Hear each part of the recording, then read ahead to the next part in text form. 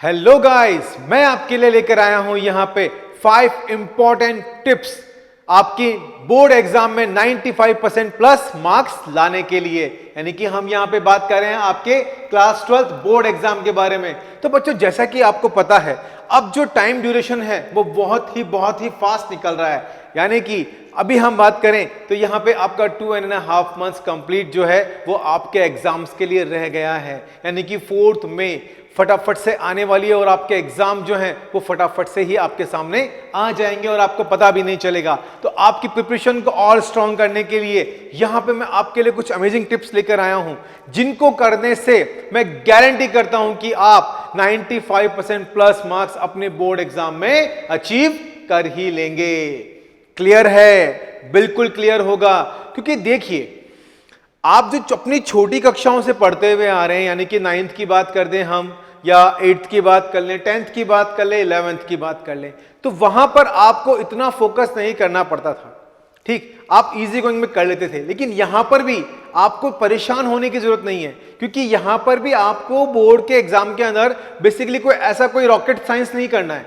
ठीक है, ऐसा कुछ नहीं करना है कि हाँ कि बिल्कुल मैं मतलब एट द पार जाके चला जाऊं। यहां पे आपको आपकी स्टडी को मेंटेन रखना है। ठीक, मेंटेन इन द सेंस कि यानी कि आपको आपकी स्टडी को कंटिन्यू वे के अंदर रखना है। ठीक, तो यहां पे कुछ इंपॉर्टेंट पॉइंट्स है जिनके बारे में हम बात कर लेते हैं सबसे पहले। ठीक है, तो देखिए, सबसे पहले बात कर लेते हैं हम यहां पर डिस्ट्रैक्शन की। ठीक, तो 5 इंपॉर्टेंट पॉइंट्स में सबसे पहले बात करेंगे हम डिस्ट्रैक्शन की। तो डिस्ट्रैक्शन से हमारा मीन क्या है? आपको आपका एम जो है उसको बिल्कुल साधे रखना है। कहने का मतलब यह है कि आपको बिल्कुल भी डिस्ट्रैक्ट नहीं होना है, किसी भी चीज से आपको डिस्ट्रैक्ट नहीं होना है। ठीक है, आपका जो ध्यान है वो आपकी स्टडी टेबल पर होना चाहिए, आपकी बुक्स के अंदर होना चाहिए। जो भी टॉपिक आप कर रहे हैं उसको आपको बिल्कुल मन लगाकर पढ़ना है, ध्यान पूर्वक पढ़ना है। क्यों? क्योंकि अगर आप पढ़ेंगे तभी तो आगे बढ़ेंगे। वही चीज यहां पर आपको अप्लाई करनी है। डिस्ट्रैक्शन की मेन बात करूं तो आपका जो मोबाइल फोन है उसको आप सबसे बड़ा डिस्ट्रैक्शन मान के चलिए। ठीक है, आपके मोबाइल फोन को बिल्कुल जब भी आप स्टडी करने बैठते हैं तो उसे आप स्विच ऑफ कर दीजिए। या ऐसा नहीं कि आपने उसको साइलेंट कर दिया और सामने टेबल पर रख लिया।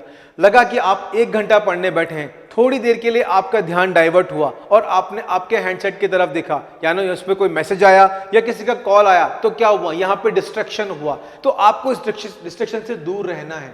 क्यों? क्योंकि जैसे ही आपने सेल के हाथ लगाया, आपने आपके मोबाइल को छुआ, तो आप अपनी पढ़ाई से डिस्ट्रैक्ट हो जाते हैं। ठीक, आप जनरली क्या करेंगे? फिर उसमें फेसबुक स्टार्ट कर देंगे, या फिर आप जनरली क्या करेंगे? अपने व्हाट्सएप मैसेजेस आप उनको देखना शुरू कर देंगे। तो ये डिस्ट्रैक्शन है। इस डिस्ट्रैक्शन को आपको अपनी लाइफ में से हटाना है। यानी कि मोबाइल फोन को पढ़ते वक्त आपको स्विच ऑफ रखना है, ताकि आप बिल्कुल भी डिस्टर्ब ना हो, किस तरह का कोई डिस्ट्रैक्शन आपको नहीं हो, आपका जितना भी ध्यान है आपकी स्टडी पर रहे। तो पहली चीज है आपके लिए डिस्ट्रैक्ट नहीं होना है। ठीक, साथ में दूसरे पॉइंट की, इंपॉर्टेंट पॉइंट की हम बात करें तो यहां पे जो आपका एनवायरनमेंट है वो कैसा होना चाहिए? यहां पे आपको आपके एनवायरनमेंट को कंट्रोल करना है। यानी कि आप जब पढ़ने बैठे हैं तो आपके आसपास का जो भी एनवायरनमेंट है वो बिल्कुल एकदम कैसा होना चाहिए? बिल्कुल शांत होना चाहिए। कहने का मतलब यह है कि आप यहां पर भी डिस्ट्रैक्ट नहीं होने चाहिए। ठीक, कोई आपके रूम में आ रहा है, कोई आपके घर में बच्चे हैं वो आपसे मस्ती कर रहे हैं, ठीक है, आपके छोटे भाई बहन है वो आपसे कुछ कह रहे हैं, तो उनको कह दीजिए आप कि तुम जाओ, मुझे पढ़ने दो। क्योंकि आपके पास जो ये टाइम है ये बहुत इंपॉर्टेंट टाइम है। अगर एक बार ये टाइम निकल गया तो बेटा ये वापस लौटकर नहीं आएगा। तो आपको अपनी चीज में ध्यान रखना है, आपको अपनी स्टडी पे फोकस करना है। अपने आप को बिल्कुल आप ये मान के चलिए कि आपको बिल्कुल एक बंद कमरे में क्वारंटाइन कर लेना है। ठीक, और ये जो टाइम है आपका, वो टाइम आपके लिए मोस्ट प्रोबेबली कैसा हो जाएगा? आपके लिए स्कोरिंग टाइम हो जाएगा। क्यों? क्योंकि इस टाइम को आप अच्छी तरह से यूज कर पाएंगे। तो इसलिए हमने बोला या कंट्रोल योर एनवायरनमेंट, अपने आसपास के एनवायरनमेंट को बिल्कुल ऐसा कर दीजिए कि हां, मुझे पढ़ाई के अलावा अभी फिलहाल कुछ नहीं करना है। क्लियर है? नेक्स्ट हम बात कर लेते हैं यहां पर रिवीजन की। तो देखिए बच्चों, रिवीजन मोस्ट इंपॉर्टेंट टूल होता है। ठीक, रिवीजन वो चीज है जो आपको किसी भी चीज को नहीं भूलने देती है। आपने जो भी अपना सिलेबस किया है, चाहे वो फिजिक्स का हो, चाहे वो केमिस्ट्री का हो, चाहे वो बायोलॉजी का हो, या वो मैथ्स का हो, या आपकी और सब्जेक्ट्स का हो, तो आपको यहां पर अपने रिवीजन को कंटिन्यू रखना है। एटलीस्ट अगर मैं बात करूं तो एक साल में जो आपका कोर्स है, उस कोर्स के अकॉर्डिंग आपका पर चैप्टर का 3 से 4 बार रिवीजन हो जाना चाहिए। ठीक, 3 से 4 बार रिवीजन होना इसलिए जरूरी है, क्यों? क्योंकि आपको चीजें टिप्स पर याद होना शुरू हो जाती हैं। जितना आप रिवीजन करते हैं उतना आप नई चीजों को प्रिपेयर करना शुरू करते हैं। जितना आप रिवीजन करते हैं उतने क्वेश्चंस आप सॉल्व करने लगते हैं। जितना आप रिवीजन करते हैं उतनी ही आपकी मेमोरी के अंदर सब कुछ फीड होता जाता है।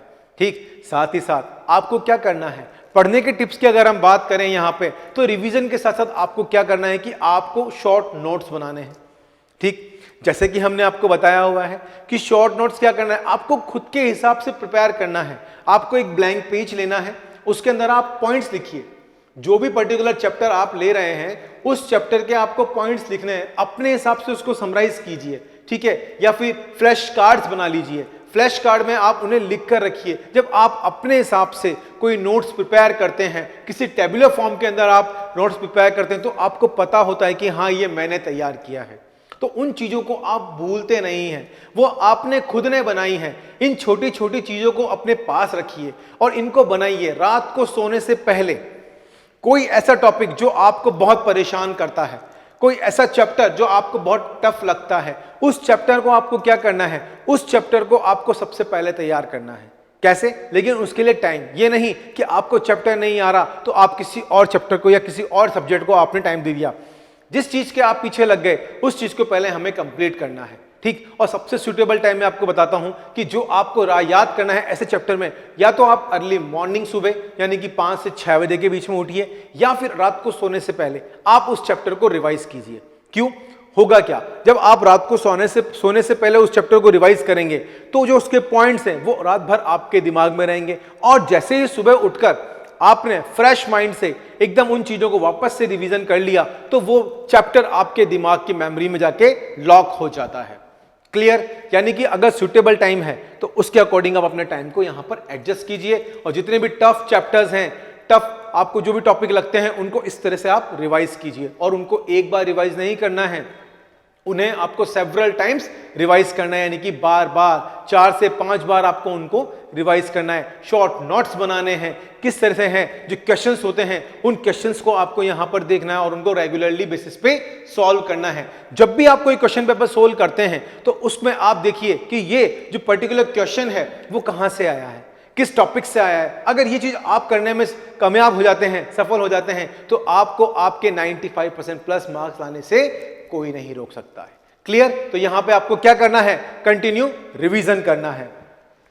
नेक्स्ट हम बात करें यहां पर बी पॉजिटिव, यानी कि ये नहीं कि आपसे किसी ने कह दिया अरे तू तो नहीं कर सकता, अरे तुझसे तो नहीं होगा, तुझसे मेहनत नहीं होती। बेटा यहां पे मेहनत का खेल नहीं है, यहां पे दिमाग का खेल है। ठीक है, बी पॉजिटिव यानी कि अपनी सोच को अच्छा रखो। नेगेटिव लोगों के बीच में जाओ ही मत, उनसे बात ही मत करो, चाहे वो आपका क्लोज फ्रेंड ही हो। ठीक है, अपने आप को ये मत समझो कि मैं किसी से कम हूं। ठीक, आप सबसे अच्छे हो। आपकी क्लास में कोई टॉपर है तो आप उससे भी टॉपर हो, ये मैं क्लियर कह सकता हूं आपको। अपने अंदर किसी भी तरह की नेगेटिव थिंकिंग अगर आप लेके आते हैं तो वहां पर आप खुद क्या होते हैं, डिस्ट्रैक्ट हो जाते हैं। आप खुद ये सोचने लगते हैं कि नहीं नहीं ये मुझसे नहीं होगा, अरे आपसे सब कुछ होगा।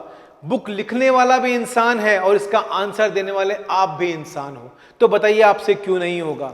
सबका आईक्यू लेवल बराबर है, बस बात इतनी सी है कि कौन कब किस चीज पे किस टाइम पे उसका यूज कर रहा है। ठीक, तो अपनी आपको पॉजिटिव रखिए, अपने एनवायरनमेंट को पॉजिटिव रखिए, अपनी सोच को पॉजिटिव रखिए और पॉजिटिव होकर अपने एग्जाम की प्रिपरेशन कीजिए। क्लियर है? नेक्स्ट पॉइंट की अगर हम बात करें, यहाँ पे फाइनल पॉइंट हमारा जो है स्टडी प्रीवियस ईयर पेपर्स, यानी कि जो पास्ट 10 ईयर्स के जो पेपर्स हैं आप उनको लीजिए। ठीक है, टॉपिक वाइज चैप्टर वाइज आप उसमें से क्वेश्चन देखिए कि पर्टिकुलर अगर आप फिजिक्स पढ़ रहे हैं तो फिजिक्स में से प्रीवियस ईयर में इस चैप्टर में से कितने क्वेश्चंस आए थे, लास्ट 10 ईयर में उनका सीक्वेंस क्या रहा था, किस तरह का रेशियो था, क्या उनमें इजी क्वेश्चन पूछे गए थे या उनमें मिड लेवल के क्वेश्चन पूछे गए थे या थोड़ा डिफिकल्ट लेवल था।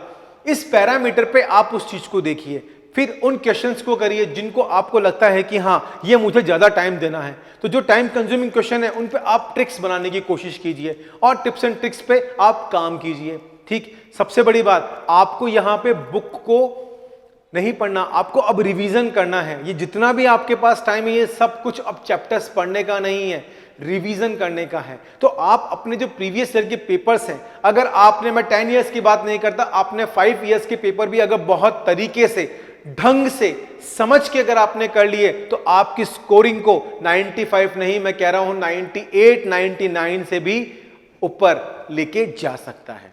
तो आपको यहां पे सॉल्व करने अपने पेपर, आपको बनाने हैं यहां पर शॉर्ट नोट्स, उन्हीं को आपको टिप्स पे याद रखना है। ठीक है, हर एक क्वेश्चन का आंसर आपको किस पैटर्न में देना है वो पैटर्न आपको पता होना चाहिए। जरूरी नहीं है कि कोई बच्चा आपसे ज्यादा पढ़ रहा है लेकिन यहां पे जो आंसर है वो स्मार्ट वे के अंदर देना है, क्योंकि जब आपकी बोर्ड की कॉपी कोई एग्जामिनर चेक करता है तो उस कंडीशन में उसके पास बहुत सारी कॉपीज आती हैं, बहुत सारे बच्चों की कॉपीज आती हैं, वो उन्हें चेक करनी होती है। अब एक तो चीज होती है कि हैंड राइटिंग, ठीक, तो आपकी जो हैंड राइटिंग है वो कैसी होनी चाहिए, एकदम सुंदर होनी चाहिए। पर ऐसा नहीं कि आप जो गिवन टाइम है उसके अंदर अपनी हैंड राइटिंग के चक्कर में आप क्वेश्चन ही सॉल्व करना छोड़ दें या उस टाइम गिवन टाइम के अंदर आप कर नहीं पाए, तो वो भी नहीं करना है। तो यहां पे आपको आपकी हैंड राइटिंग का ध्यान रखना है और जो आपको आंसर्स देने हैं क्वेश्चन के वो कैसे देने हैं, आपको पॉइंट वाइज देने हैं। जब आप पॉइंट वाइज आंसर देते हैं पर्टिकुलरली और क्वेश्चन के नीचे आंसर की जो सीरीज होती है वो इस तरह से बिल्कुल क्लीन एंड क्लियर दिखाई देती है, तो जो एग्जामिनर स्ट्रेस में आ जाता है, बहुत सारी ऐसी कॉपीज को देख के जिनके बच्चों की राइटिंग अच्छी नहीं है, कुछ ने एक ही आंसर को है मिलाकर लिख दिया है, तो वो चीज उससे अच्छी नहीं लगती। जब एक नीट एंड क्लीन कॉपी उसके सामने आती है तो उसका दिल भी खुश हो जाता है और वो खुल के आपको नंबर देता है। तो ये भी एक बहुत बड़ा प्लस पॉइंट हो जाता है कि आपको अपने जो क्वेश्चंस के आंसर्स हैं वो कैसे देने हैं, बिल्कुल नीट एंड क्लीन और बिल्कुल आपको पॉइंट टू पॉइंट उसके अंदर आपको आंसर देना है। ठीक है, तो बच्चों मेरी तरफ से थे आपके लिए यहां पर ये 5 इंपॉर्टेंट टिप्स। मैं आपसे 100% श्योर होकर कहता हूं कि अगर आपने इन टिप्स को अप्लाई किया आज से, अभी से ही, तो आप अपने बोर्ड एग्जाम के अंदर 95% प्लस स्कोर कर पाएंगे। तो इसी तरह के लेटेस्ट अपडेट के लिए सब्सक्राइब कीजिए हमारे चैनल को। All the best.